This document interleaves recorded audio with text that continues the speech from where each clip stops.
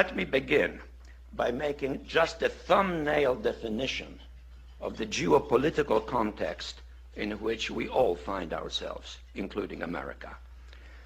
And in my perspective, that geopolitical context is very much defined by two new global realities. The first is that global political leadership, by which I mean the role of certain leading powers in the world, has now become much more diversified, unlike what it was until relatively recently. Relatively recently still, the world was dominated by the Atlantic world, as it had been for many centuries. It no longer is.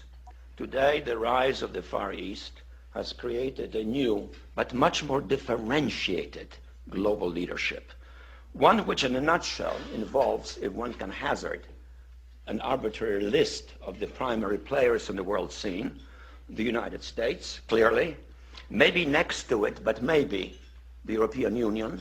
I say maybe because it is not yet a political entity, certainly increasingly so, and visibly so, China, Russia, mainly in one respect only, because it is a nuclear power co-equal to the United States, but otherwise very deficient in all of the major indices of what constitutes global power.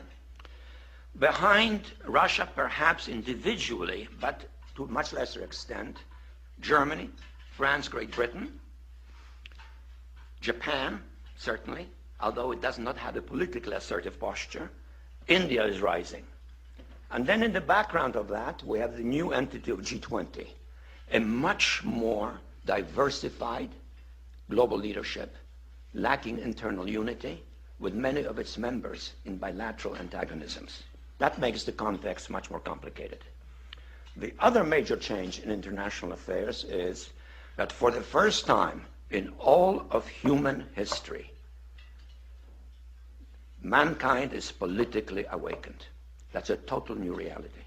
Total new reality. It has not been so for most of human history until the last 100 years. And in the course of the last 100 years, the whole world has become politically awakened.